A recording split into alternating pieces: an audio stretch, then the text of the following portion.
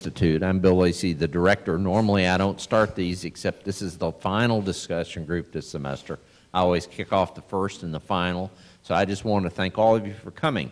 But I especially wanted to thank Cherylyn LeBon for serving as our fall fellow. She's done a great job. She's had excellent guests. She saved the best for last, and today is really going to be a lot of fun. But I wanted to thank you for coming out and supporting her. Ask you to join me in thanking her for a great job done this fall.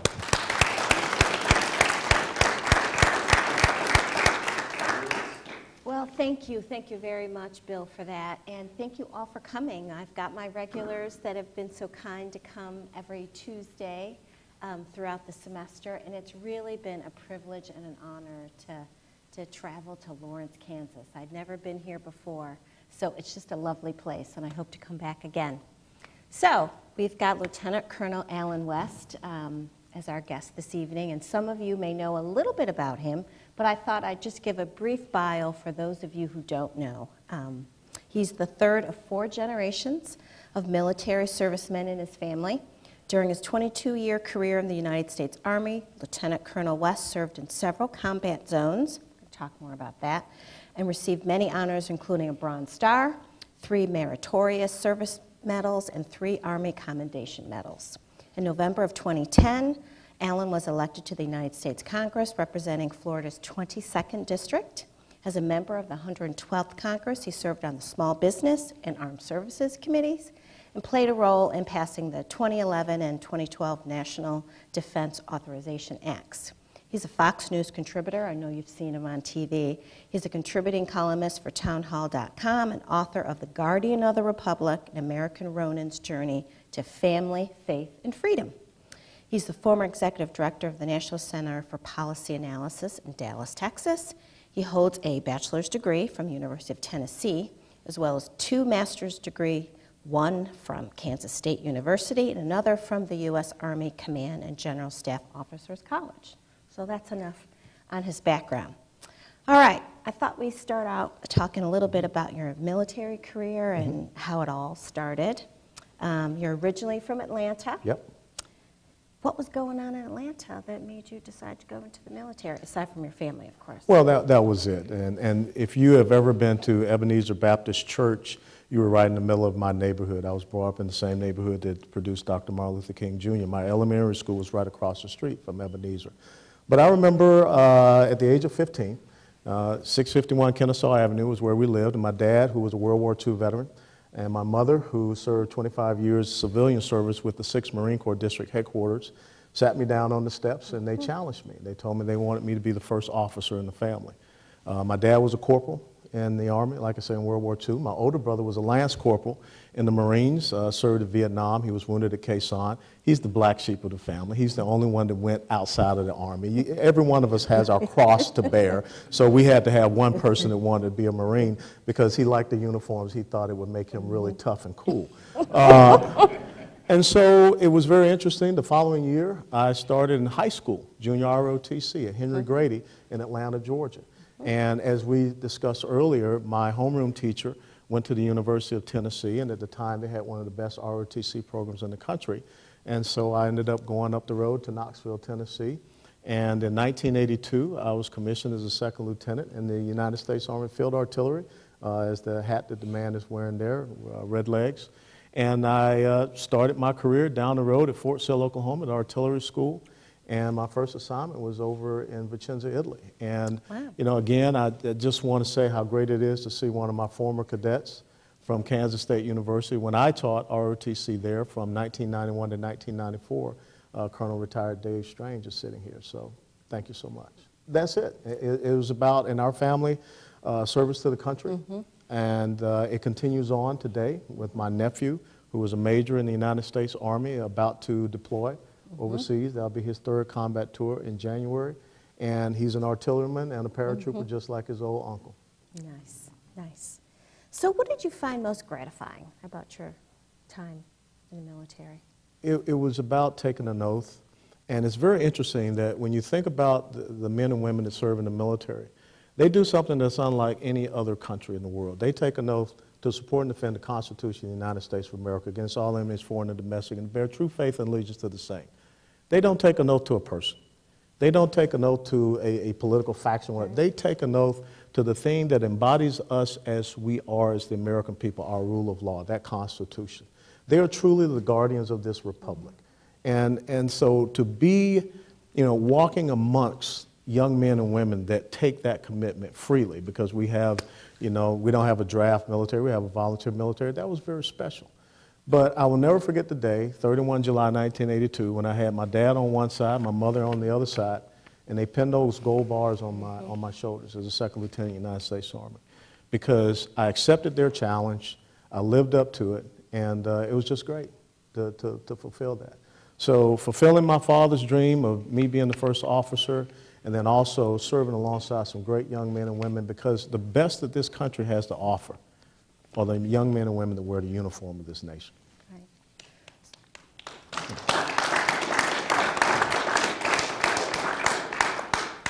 What were some of the frustrating things? I mean, we know that in the military it's a very strict, very strict path, thank you, to advancement.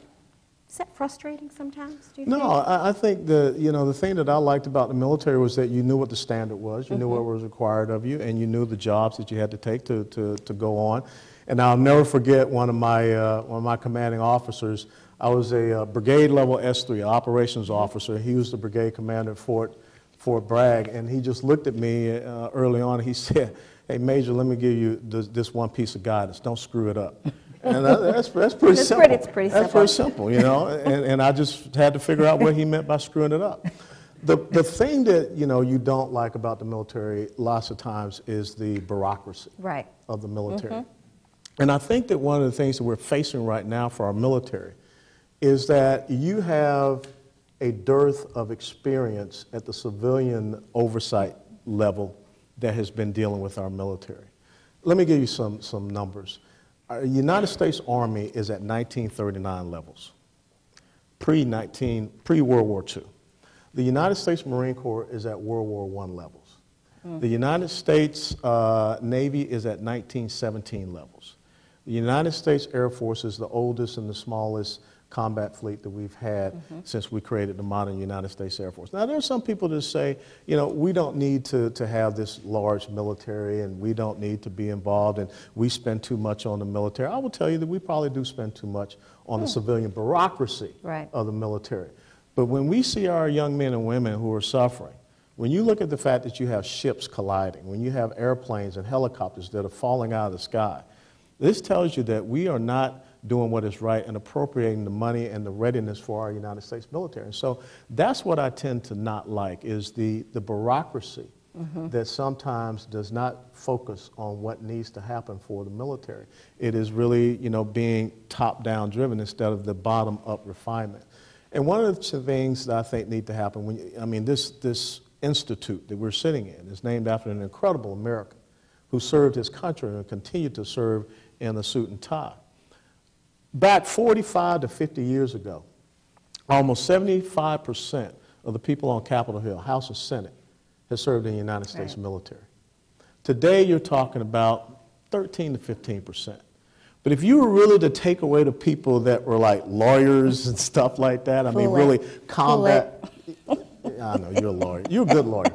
But if you really look at the people that have served in combat, on today's modern battlefields, Iraq and Afghanistan, you're talking about single-digit experience in Washington, D.C.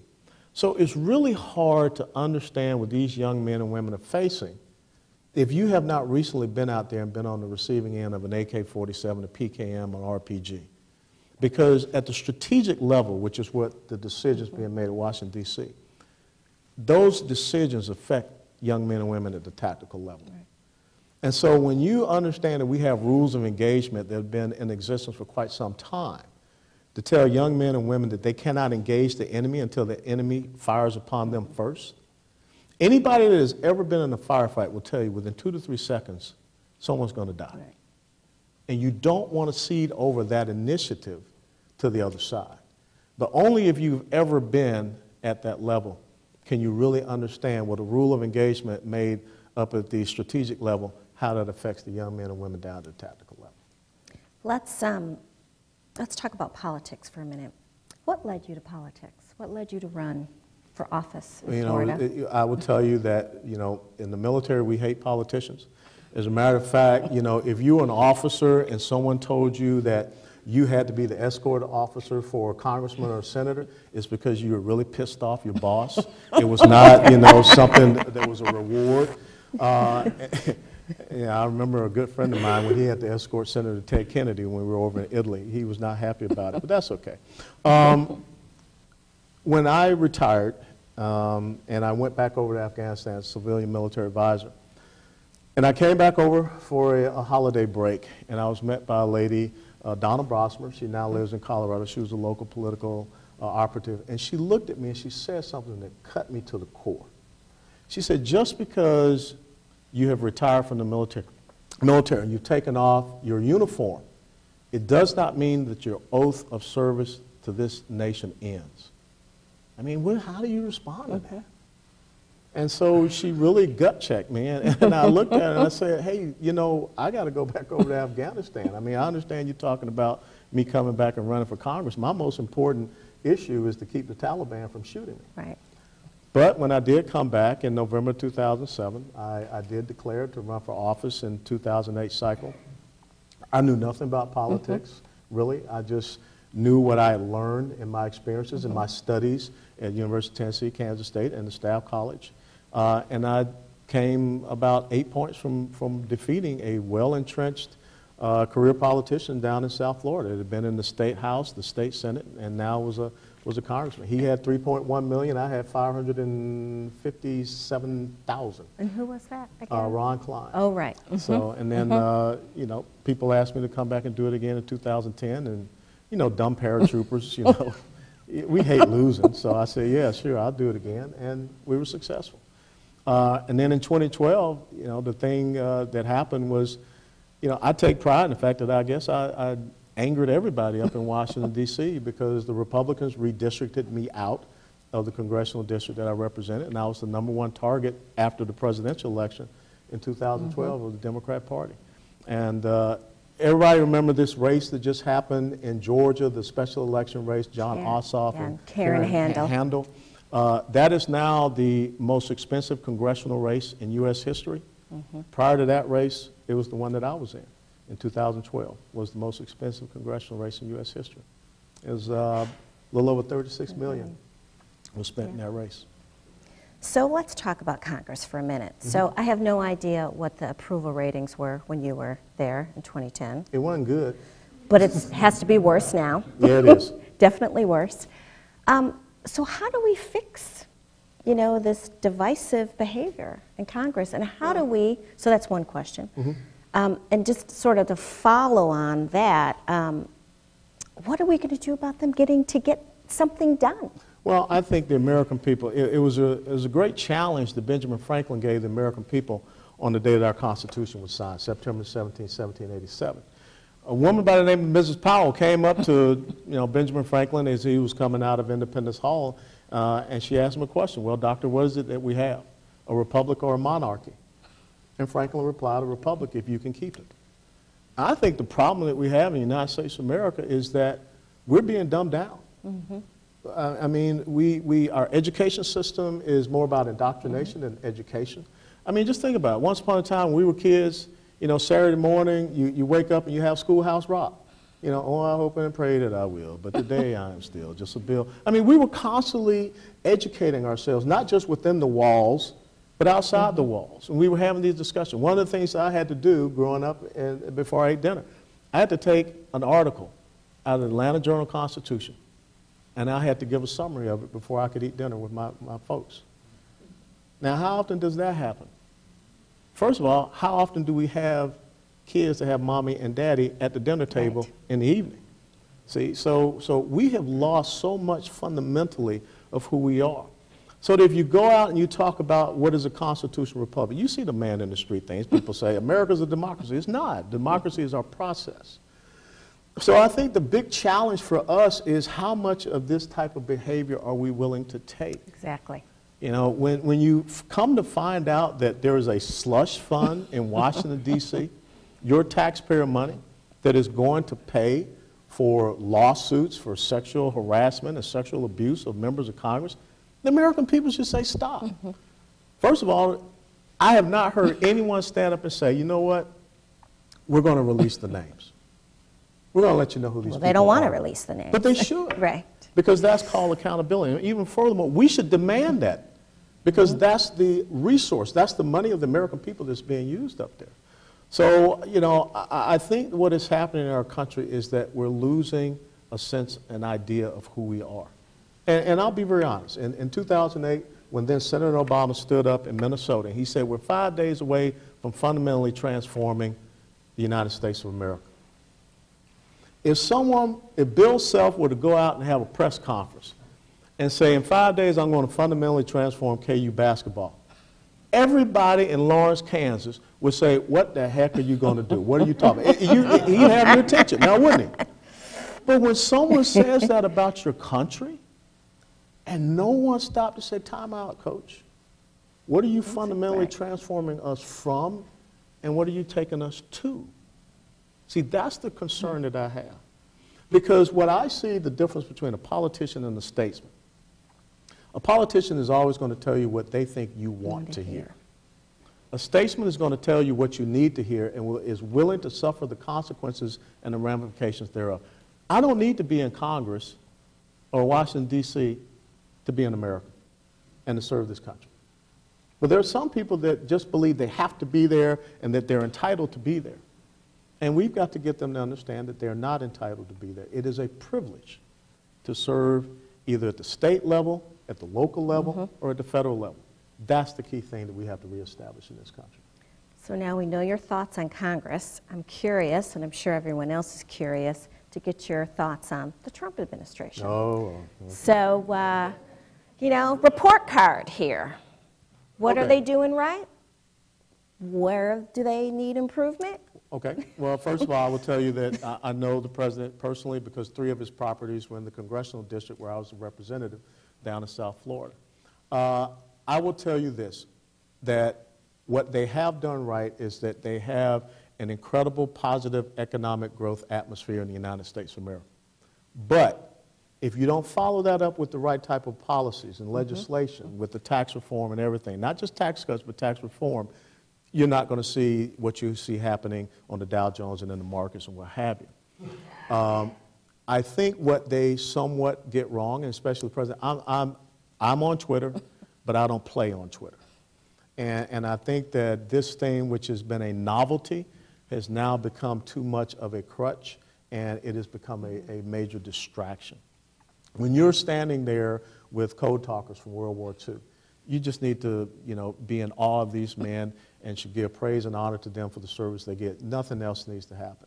I think the most important thing with President Trump is that he really and truthfully, and I've written about this and I've said it, you know, no big deal. He doesn't have that ideological core, okay? And when you lack an ideological core, you become like a weather vane. You can go wherever.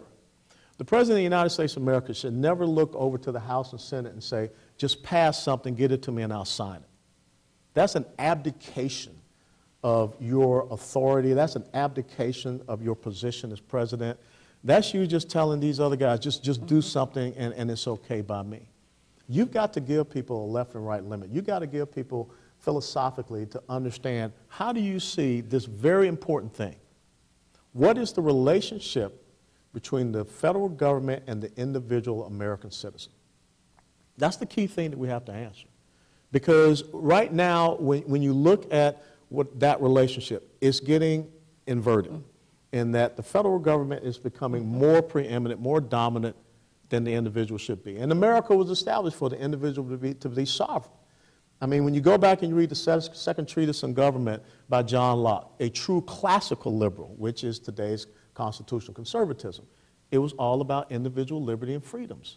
John Locke wrote about life, liberty, and property. Thomas Jefferson came along about 45, 50 years later and wrote about the inalienable rights of the individual from the Creator, not from man, life, liberty, and the pursuit of happiness. The problem is that we have people in Washington, D.C. that truly believe that they can try to guarantee your happiness. And what I see President Trump not being able to effectively do when he has this incredible platform is articulate his vision and articulate how he sees that relationship of the federal government to the individual American citizen. So a great example would be this whole tax reform package. And we know that he just kind of wants to get people together and get a deal done. But I'm not really seeing what's important to the president come out, right? So that's a perfect example of what you're saying. Because originally the president said, I wanted 3 tax brackets. The House said you're going to get 4 tax brackets. Now the Senate's saying you're going to get 7 tax brackets. I mean, it's kind of like that, remember that Abbott and Costello routine, who's on first, what's on second? I mean, I don't know what the heck's going on, okay? But in the end, who is losing with this is the American taxpayer. Because you still have a sense of wealth redistribution that is going on even in this tax reform package. When was the last time you heard anybody in Washington, D.C. talk about, we're going to reform our spending? Yeah, wow. When was the last time you heard anyone in Washington, D.C. say, we're going to reform our budget process? How many people here, let me just show of hands, and it's not to embarrass you, how many people here know the difference between baseline budgeting and zero-based budgeting? Okay? I saw 3 hands. Baseline budgeting, zero-based budgeting. See, this is what I mean. If the American people, if the folks sitting here at the Dole Center for Politics don't understand that basic concept, then that's why we find ourselves in trouble. Because members of Congress will come down and tell you, we're cutting spending. They're lying. What they're doing is offer a system called baseline budgeting, means every single new year there's going to be an increase of spending off of a baseline. The only thing that they're doing is cutting the rate of the increase of the spending. Now, what every person here has to do every single day of their lives, especially college students, because y'all ain't got a lot of revenue coming in, you got to do zero-based budgeting. Because you can't run deficits in your home. You can't run deficits in your life. What your expenditures are must match the revenues that are coming in. Now, why can't we have a federal government that can operate in the exact same way? And that's the question that you all have to come to understand, and you all have to challenge your representatives when they come down and they start to say these things. I think it says in the Bible, you must study to show yourself approved. And that's a critical thing we have to do. So, still talking about the Trump administration, let's move. I give them about a C to a C minus. Okay. All right, C to C minus. Okay. Yes, some work to do. He'll tell you I'm tough. I'm a tough. Yes, some work to do. Yeah. Let's talk about the foreign policy and sort of our country's role in the geopolitical status with Russia, China, Iran. I mean, you've served in the military. You saw firsthand Afghanistan and Iraq. Where do we go from here? And today we find out the North Koreans just shot another one. Right. It's very interesting. I guess that emissary or whatever, envoy that the Chinese sent to North Korea, it didn't work out so well. I guess we now know Kim Jong-un's answer. Right. If you think about it, I love to look at things in historical perspective. As a matter of fact, George Santayana said back in 1928, those who fail to learn from history are doomed to repeat it. We are at a 1935 moment in the world. When you think about it, there are despots, there are dictators, there are autocrats that are out there, and we, for whatever reason, think that we can compromise, appease, negotiate, cut deals with them, what have you. But, and go back and read about the relationship between Neville Chamberlain and Adolf Hitler in 1938, and how Hitler just played Chamberlain and the great Western powers. This exact same thing's happening right now. We have 4 major nation states that are confronting the United States of America. That's Russia, that's China, that's Iran, and North Korea. And that's where the real collusion is. Then don't forget that you have the global Islamic jihad movement that continues to go on and is spreading. As a matter of fact, maybe you all didn't read about it, but the BBC had a great expose and report. The ISIS fighters in Raqqa were not defeated. They were allowed to get in trucks and buses and leave with their weapons and ammunition, and no one knows where they went. It just sort of disappeared. It's just incredible. So, you know, I think that what we need to, first of all, understand is your foreign policy has to be based upon, you know, a resolute stance. And you have to have a military that's a credible deterrent to back up that foreign policy. And we just have not had that here in the last few years. What you got to do with Russia is understand this. I mean, and the Trump administration said it. I haven't seen them follow up on it.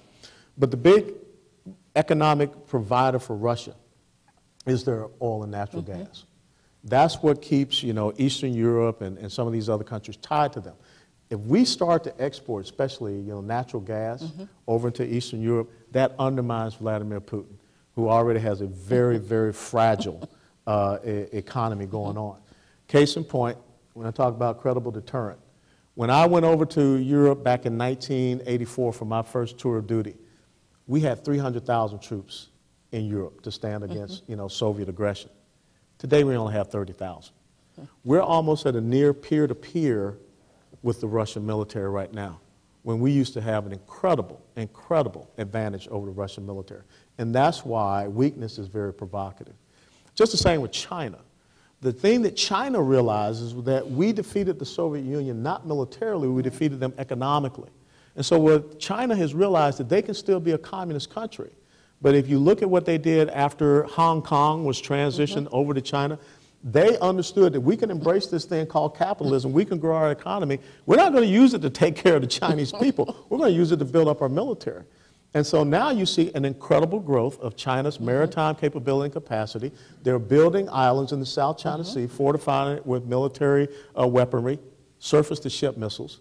And ask yourself, when was the last time we saw an Asian nation invest heavily in their maritime capability and put military airfields on islands in the Pacific?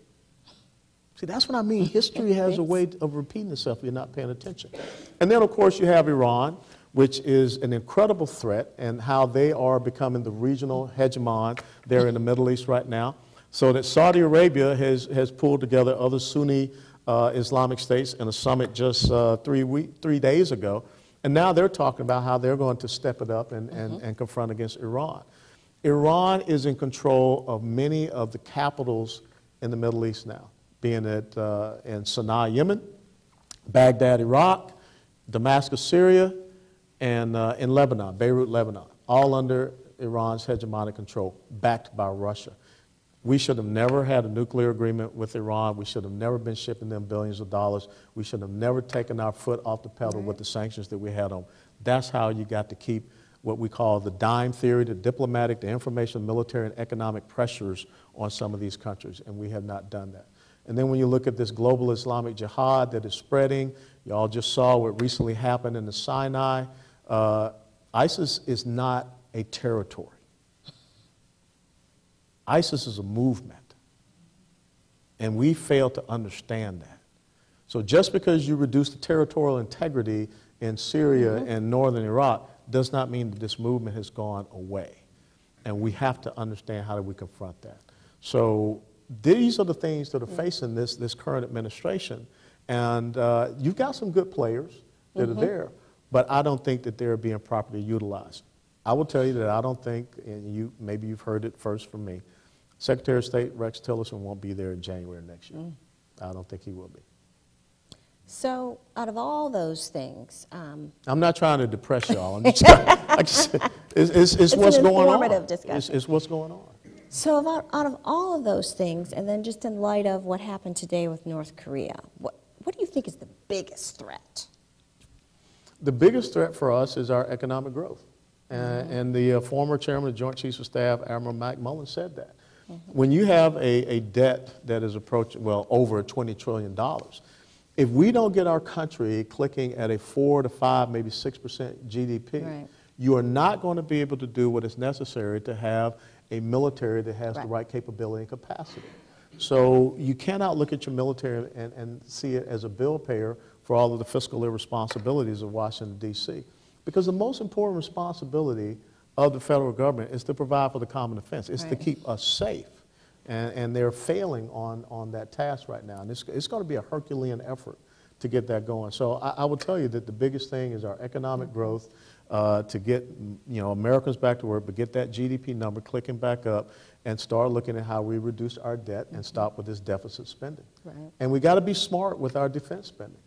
You know, I served 22 years in the military, and there's a lot of fraud, waste, and abuse that is out there. It is incredible to me that in these years of quote-unquote austerity for the United States military, We've seen more civilian bureaucracies. We've seen more generals. The Pentagon has gotten bigger.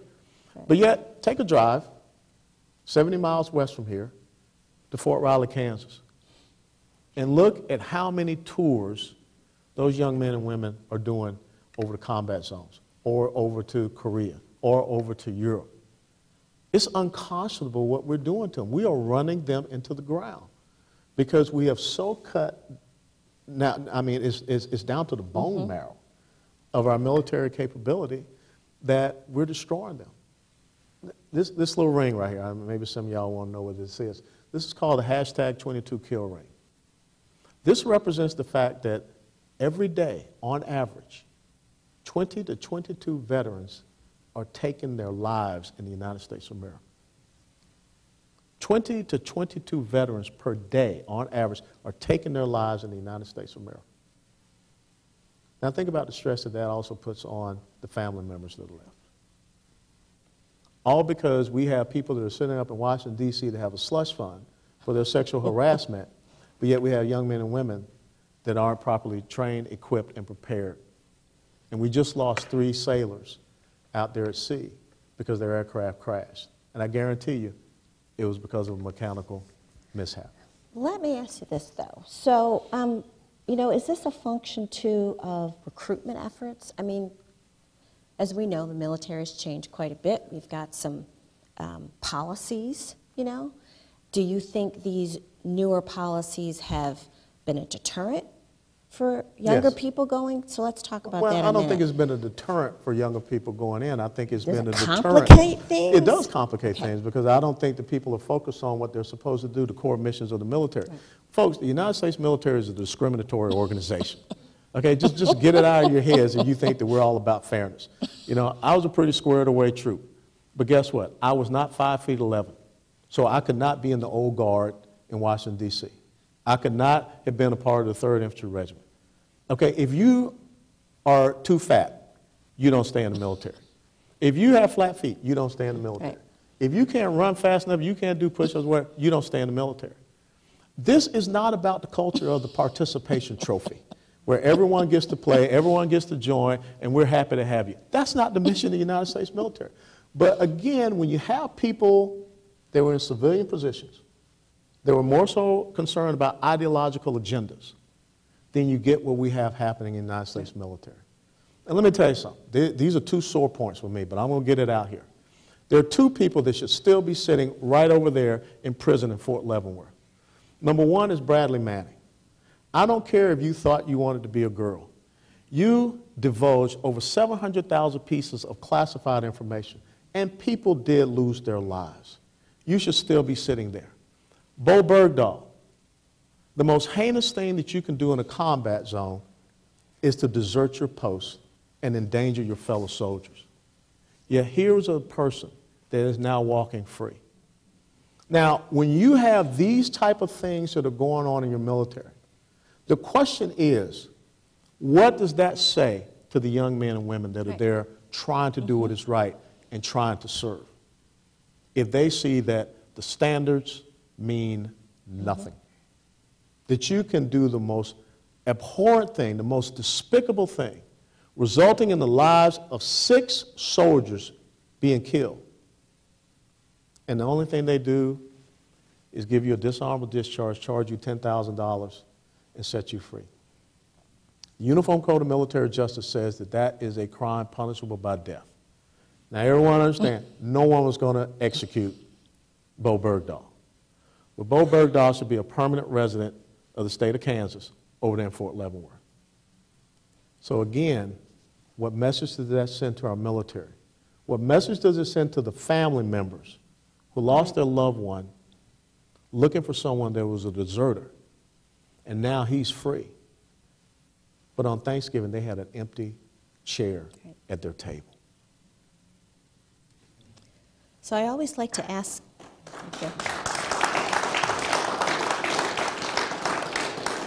I always like to ask our guests about important events in their lives that have changed, their perspective on things.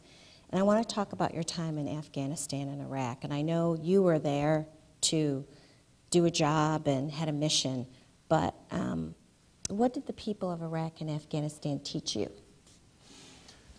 You know what I learned in being in Iraq and Afghanistan, that there is one thing that is immutable all across the world, and that is the indomitable human spirit and the quest for freedom and liberty.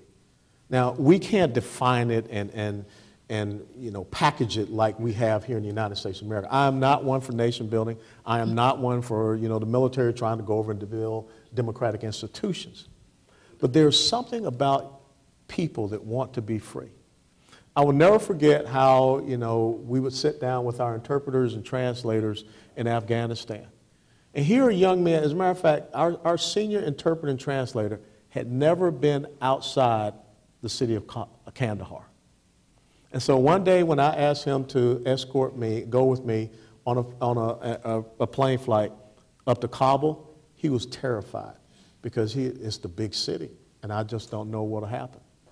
But when you sit down with these young men and they get on the internet and they start to all of a sudden learn all of these things that they have not been able to learn and see and experience in all of these years, when you have one of your interpreter translators come to you with tears in his eyes and say, Colonel West, please help me that I can get my wife and my son out of Afghanistan because I want my son to have a better future.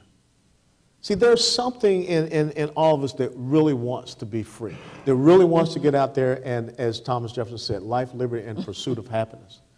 And so that's what I learned. And the most special thing in all of my years serving in the military that just got me to know the reason why I served was in Afghanistan when I watched little girls go to school. And I will tell you, I'm a tough son of a gun, but I broke down crying. Because being the father of two daughters, to see those little girls maybe have an opportunity, that touched my heart.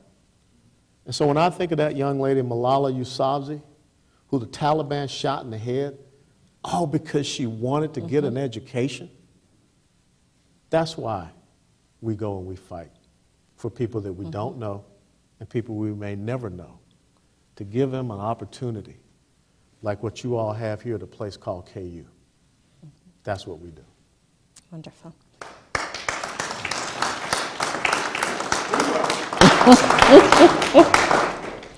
So we just got finished talking about Congress, but I do have to ask you. You served one term. Yeah. Would you go back?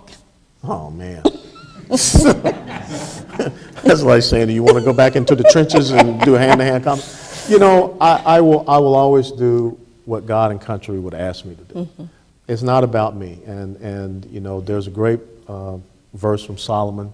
It's chapter 3, verse 5 through 6. It says, trust in the Lord with all thy heart and lean not upon your own understanding. In all your ways acknowledge him and he will direct your path. So I don't know what my future may be. But I know that I was supposed to be here with you all tonight. Unfortunately, I was not able to be here earlier because of a health issue with my wife. But I just ask each and every day that I can be used by the Lord that I serve and the country that I love to make sure that I pass on a better and a brighter future for our children and grandchildren. That's the most important thing. It may be that, that's up there in the halls of Congress. If so, I'm going back with more grenades and a bayonet. Or it may just be doing what I'm doing right now, getting out, looking at Americans eyeball to eyeball, and talking about what's important. I think that's a good place to end. Let's open it up for Q&A. We've got a mic coming, sir. Here. Right here, sweetheart. Oh. I don't need a mic.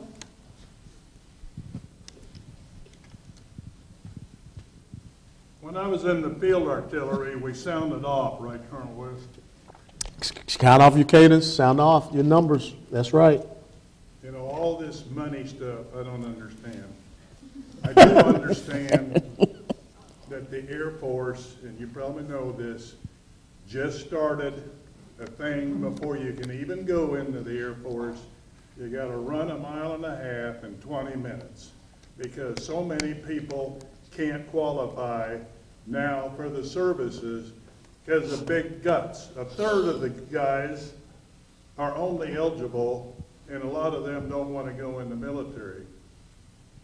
So I don't know what the future is going to bring if, you know, we can't get people to go in the military, regardless of all the equipment. Well, I think that you will always have a contingent of America. When you talk about the true 1%ers, it's the men and women that have served in the United States military and serve right now. I mean, and understand this, I think it's 0.05 or 0.5, whatever, % that have served a full career, 20 plus years. But there's something about our country, when you think about when the men who stepped out on Lexington Green back in 1775 all the way up to today, there have always been people that have done, as it says in Isaiah chapter 6, verse 8, whom shall we send? Who will go for us? Here am I, send me. And that's the greatness of America, that somehow with all the things that we go through, we still, you know, create and we still raise up men and women that will take that oath of service.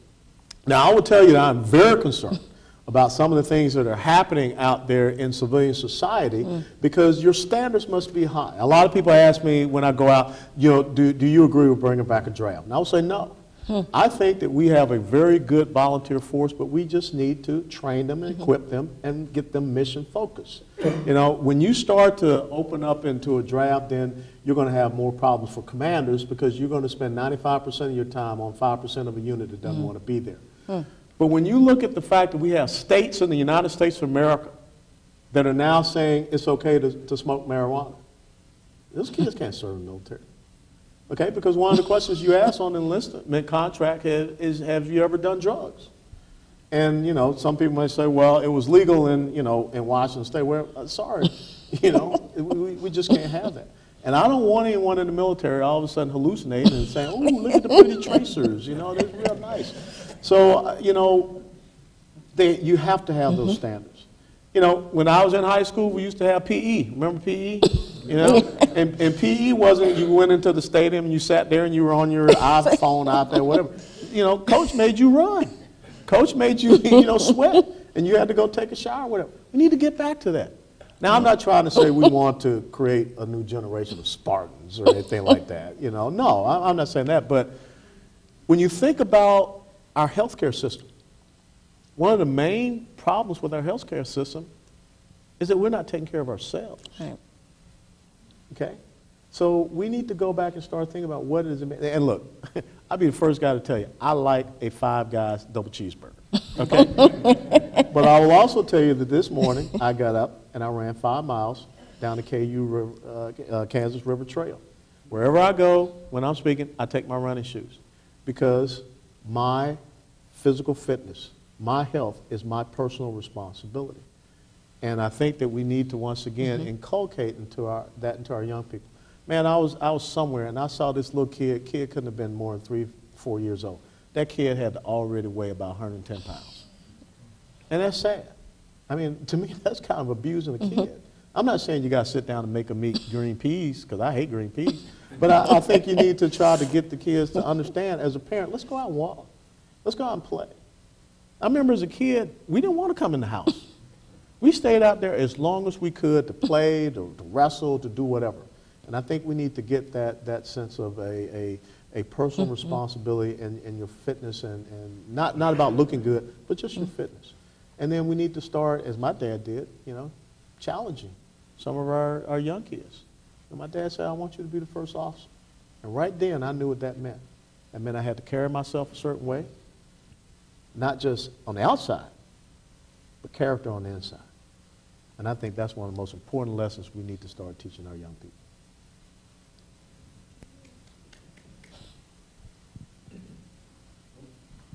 Hi, my name's Emily. Welcome back to Kansas. Good to be back. I know you're at the enemy institution, but that's okay. Enemy? It's deep here. As this is a discussion on engagement of women, I'd hoped for more questions about how constitutional conservatives such as yourselves engage women. You know, my understanding of constitutional conservatism is it's, as the founders intended, life, liberty, and the pursuit of happiness. I'm wondering how you rectify that with its statement of all men, especially considering that the Equal Rights Amendment was never ratified, and how that, in the larger picture, engages women. Well, sure. I think that the most important thing when you look at how you engage women is that everyone has their dreams and aspirations of what they want to be. And I think that there should not be any constraints or restraints on what people seek to be. And I think that the great thing, you know, classical liberalism, constitutional conservatism, we believe in the individual. We believe in their sovereign rights to go out and pursue their happiness and their dreams. We understand that sometimes you might, you know, slip and fall down off the ladder climbing to whatever levels of success you want. But a safety net needs to be there. And the safety net needs to be there to help you continue on. This is the thing that I tell my daughters. My oldest daughter is 24. My youngest daughter is 21. My oldest daughter just finished her master's degree in molecular and cellular biology at SMU. She had a pre-med biology degree. She's now in PA school. My youngest daughter wants to be in health services administration. She's also in Air Force ROTC. Don't ask me how that happened. And she's a junior in college. I tell them, you're not a victim. Don't let anyone portray you as a victim. And you know who also told me that? It was my dad. My dad told me, never see yourself because of the color of your skin as a victim. You go out there and you find out what the standard is. You find out what the requirement is. And then you exceed it 100 times fold. So no one can be able to deny you of anything that you seek to be. The greatest equalizer in the United States of America, in the world, is education. And so that is what we stress in our home. And especially when I have a wife, they had a dual degree from Kansas State, an MBA from Long Island University, and a PhD from Kansas State. Okay, you can just imagine the type of conversation we have in our home. That's where it has to start. And so when you talk about being a constitutional conservative, I don't look at people and I don't see black, white, red, yellow, male, female, whatever. I see a person. And I see a person that has dreams and aspirations. And I just believe that we need to be able to equip the individual to be able to achieve whatever they want in their life. And understand that when you run into those obstacles or when you run into those discriminatory practices, then you crack down on them, without a doubt. But I don't want people that look at us in collective groups and they see us as victims and then they try to play us against each other. And that, I think, is what is happening in the United States of America. And I can tell you, that's exactly what's happening in the black community.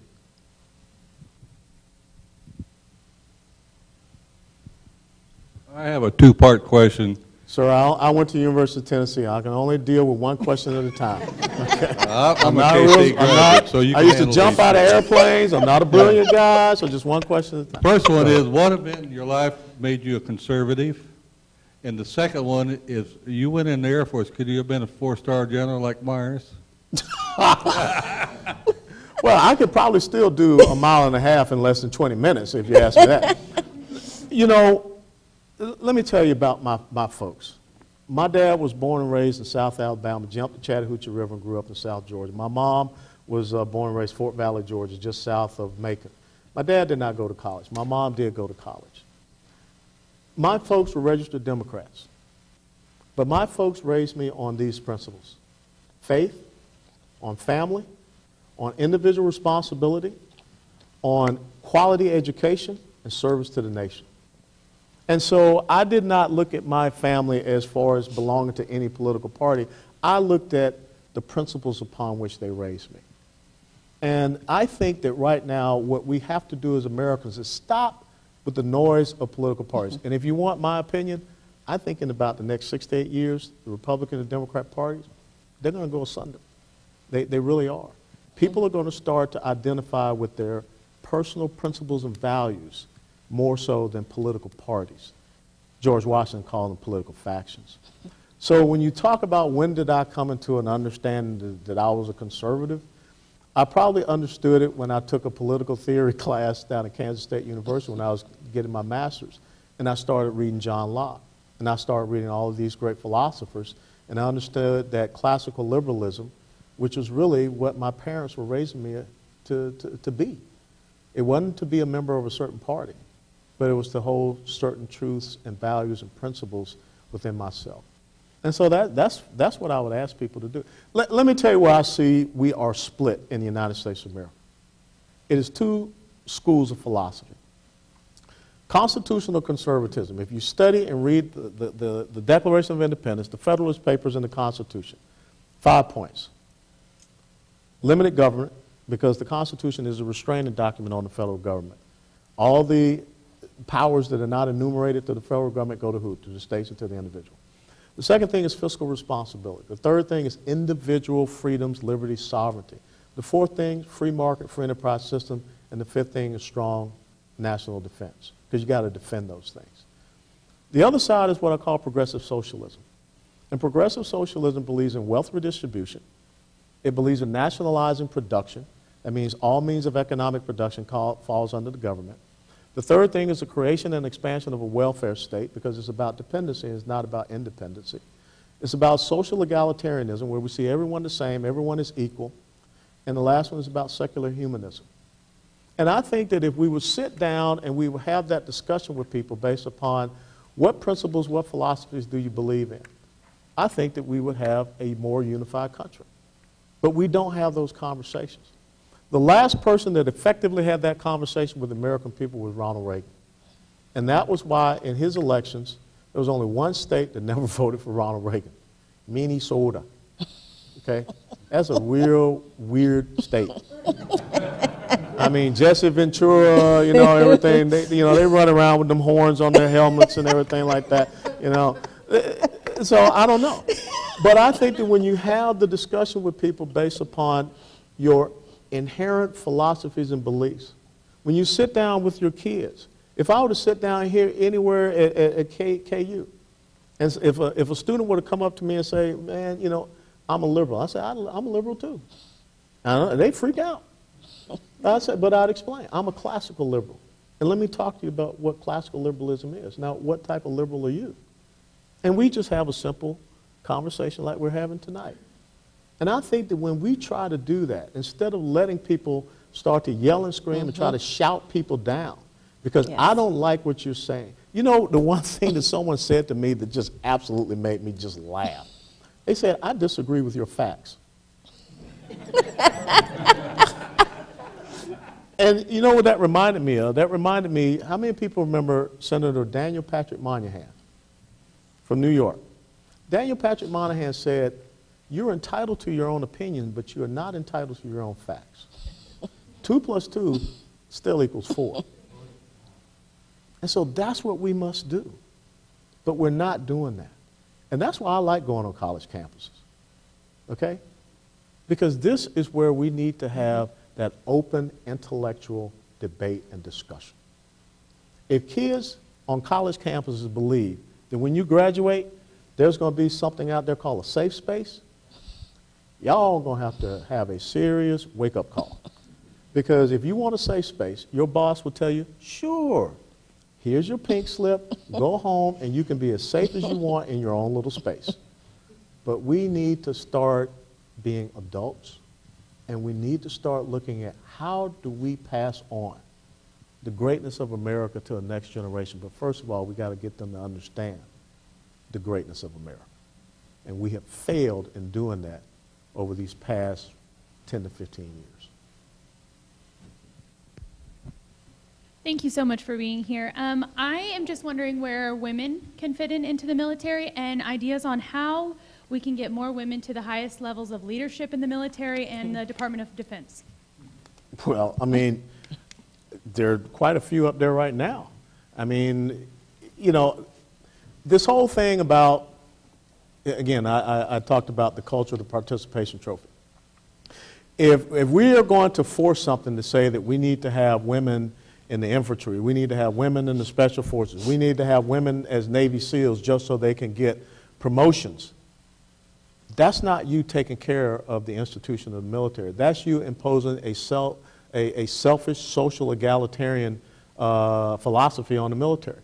I served with incredible women in the United States military that were paratroopers, jump masters, you name it.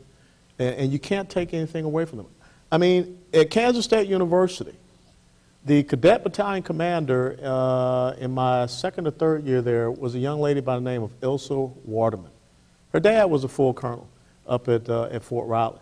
And she was just as qualified, just as strong, just as good as any of these, you know, cadets that we had. And she did exceptionally well at her advanced camp. Now, would I have taken the time to put Ilsa Waterman in the pit and have her go up against David Strange? No. Because I understood that she was not going to be capable to do that. But I understood that Ilsa Waterman was an exceptional and fine young cadet, and she became an exceptional and fine officer. So what I don't want to see us do is say that for the sake of advancement, for the sake of promotions or anything like this, we're not going to be concerned about the mission and the focus of the military and its readiness. We're going to try to put this round peg into the square hole. So when I look at some of the 4-star and 3-star generals, as a matter of fact, there's a 3-star general out there right now in the United States Army. Her name is Nadja West. Sorry, we're not related. But an incredible officer. And if you were to look at her and say that there needed to be some changes to the standard, if you were to look at her and say that, we need to make sure that, we level a playing field more for you so that you could advance, I think that would be disrespectful to Lieutenant General West. Because what she saw was the requirement, the standard, and she exceeded it.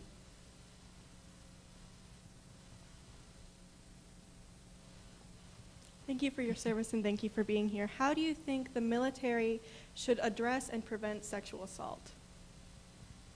Very simple. You say we have a zero tolerance for it. And I was an artillery guy, so I did not have females in any of my units.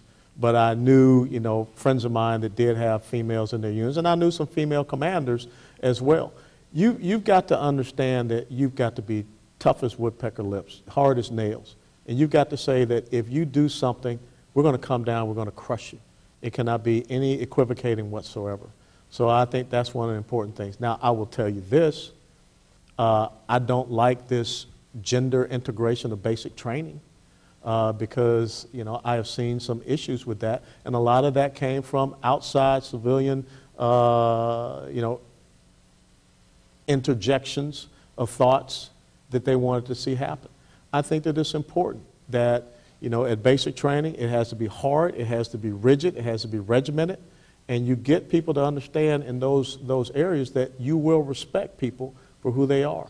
And then when they go to their advanced individual training, which is based upon their military occupation specialty, then you must further make sure that you are doing the right things to let people know that there is zero tolerance for that in our military.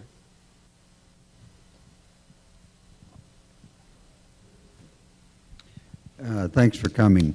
I once heard, and maybe incorrectly or I misunderstood, that when an American aircraft carrier puts to sea, it has to have a certain number of contractors aboard to do certain jobs because there aren't enough qualified people in the Navy to provide all the technical support and services that vessel needs to do its mission.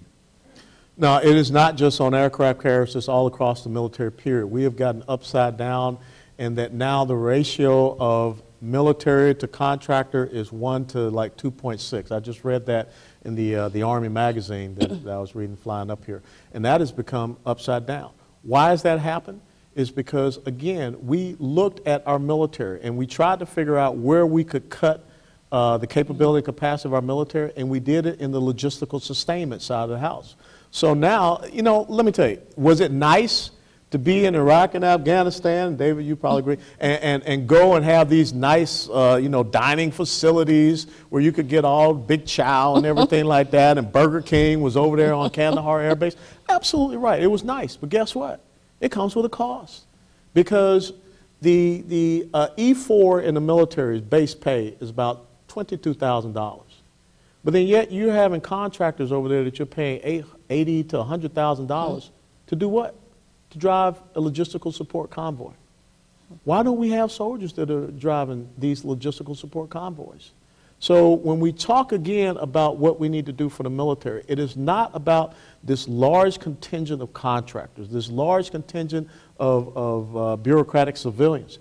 It is how do we make sure we have the right capability and capacity at the lowest level. Let me tell you about battlefield calculus. Battlefield calculus is this. For every one combat troop, and what I mean by a combat troop, I'm talking about a trigger puller. I'm talking about the person that's going out on a patrol with the M4 or with the 249 or 240 Gulf machine gun and pulling the trigger at the bad guy. For every one of them, it requires 5 to 6 logistical support soldiers. So when you hear people say that we're going to deploy 3,000 troops to Afghanistan, or we're going to send 4,000 troops to Iraq, understand that ratio. Now, if that be the case, how many for that one trigger puller of those 5 to 6 support are contractors? And that's how we have gotten so off the rails in our military and in our force structure. The thing that we should do with our military is not look to the military and say, here's $10, go figure out how you're going to protect America and keep us safe. What we should do is have those generals that are out there and their staffs that are in the respective geographic areas of responsibilities. The Central Command, the Africa Command, Pacific Command, the European Command, Southern Command. What capability and capacity do you need to be a deterrent force, to be able to operate in the full spectrum of operations, which I mean from low intensity to the highest intensity? And then that's how you build the force. But what we have done is we're saying, we're going to just give you a few dollars and you guys got to figure it out. And that has not worked very well. And you know, there's a breaking point that's coming. And I'm very concerned about that breaking point because the enemies that we face, it was very simple in 1984 when I came in, us and the Soviet Union. Now we got splinter, adversaries all over the place. I don't like us trying to be the world's policeman. I really don't. We need to be working with other host nations to see how they can engage. We can take, a support role, but we need to figure out where our priorities are and where our main effort is, and we have not done that very well. Emily, Right. I want to make sure, he's had his hand up for a bit. It's fine. I would love, if you have a moment, if you could just discuss what you think the correct diplomatic approach is to Iran. To Iran? Yeah, to Iran and your criticisms of the Iran deal. Well, first and foremost, why would you take your foot off a person that was at the breaking point with the sanctions that we had on there?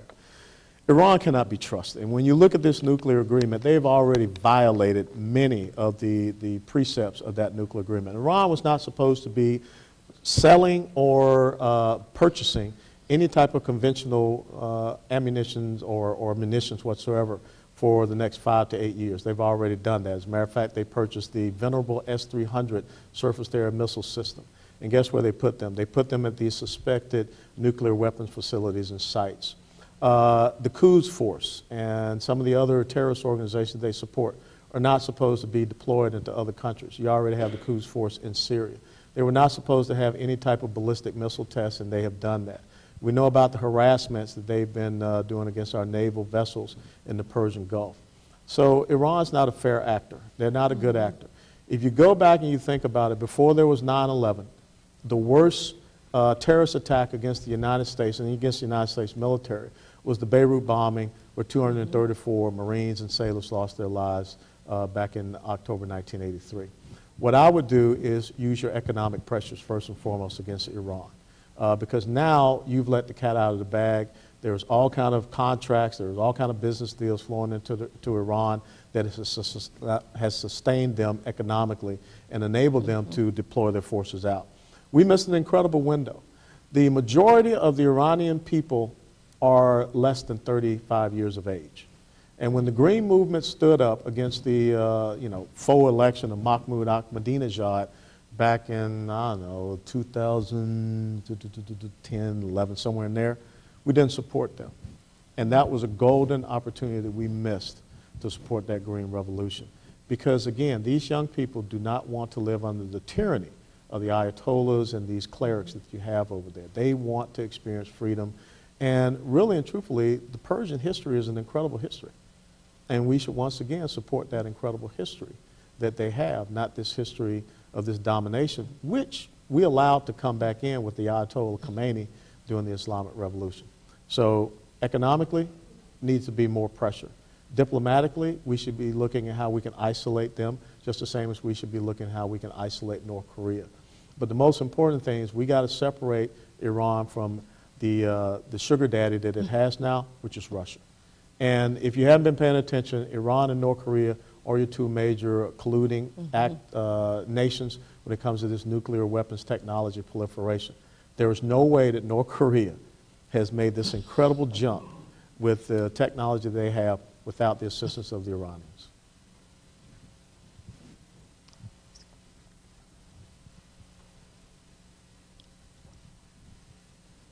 Hi, Dennis Snodgrass. Thanks for coming.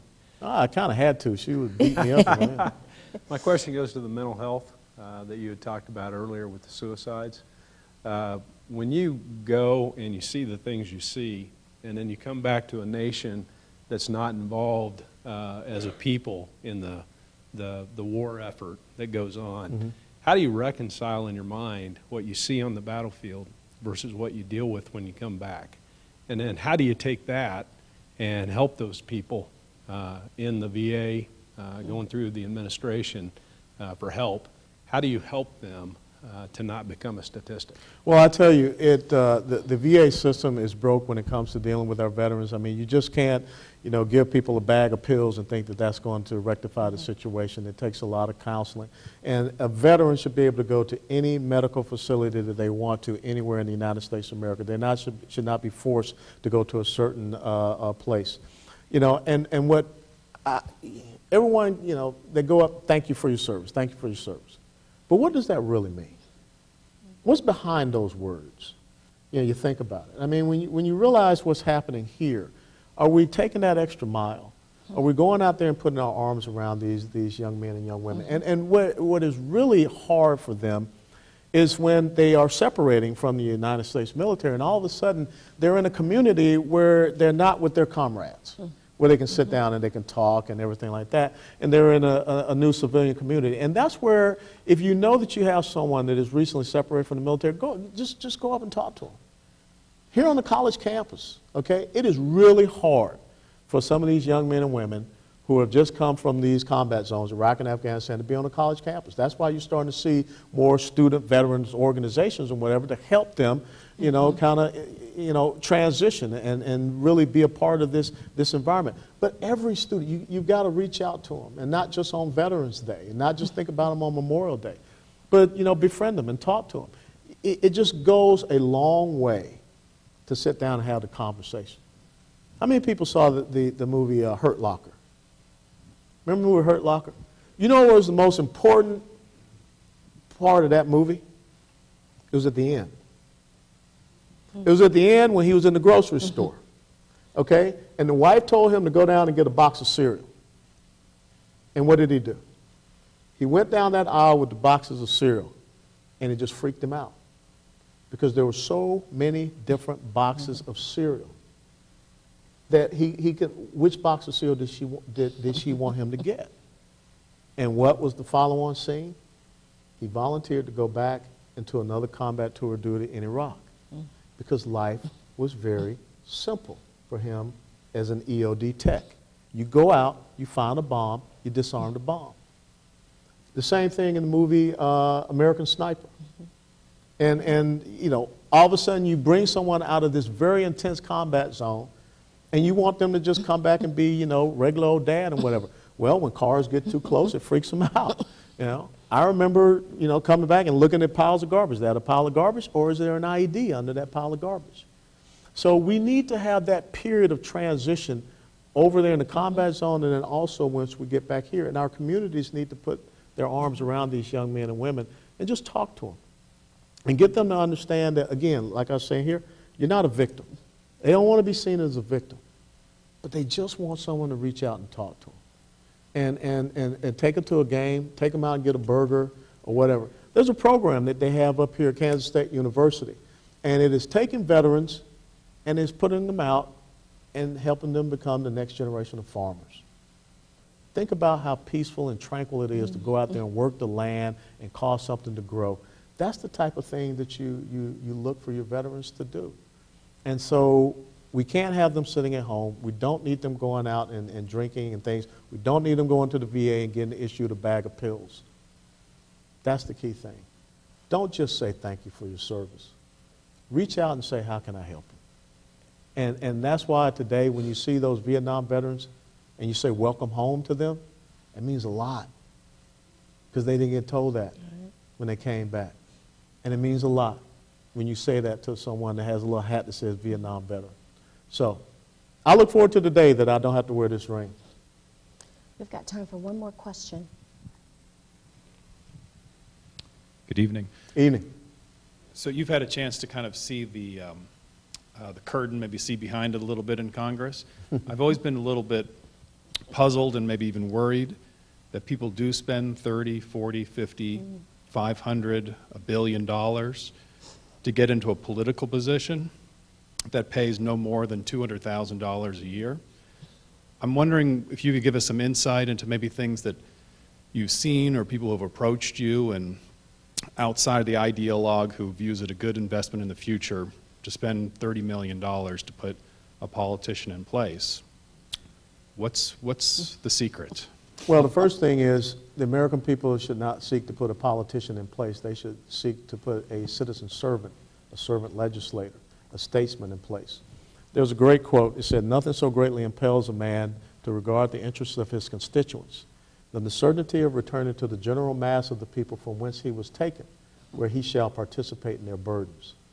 That was 30 July 1785, I believe, at the Virginia Ratifying Convention for our Constitution. That was said by George Mason. We were never meant to have career politicians. We were meant to have people that went there and served the people. Recess meant you came home, you went back to work, being as a farmer, doctor, lawyer, what have you.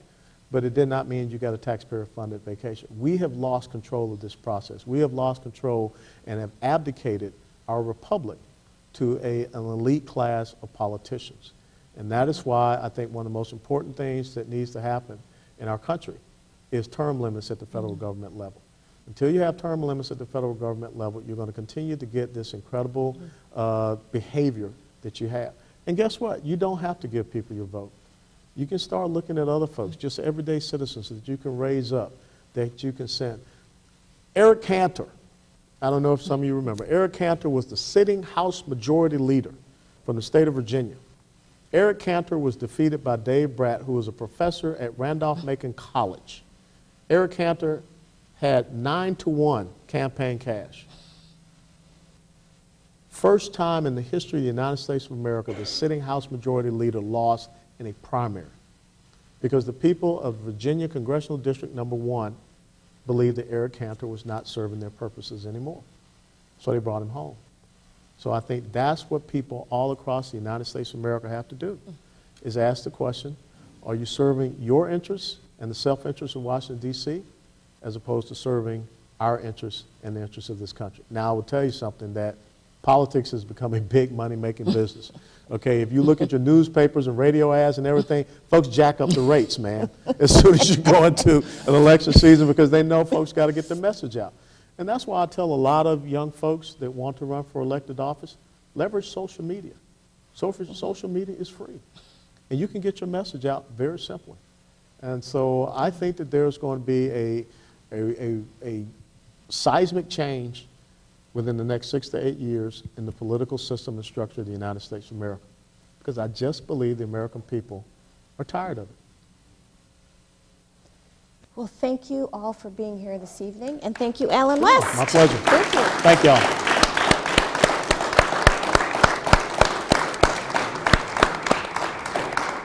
I did try to wear KU colors. All right, let it be known.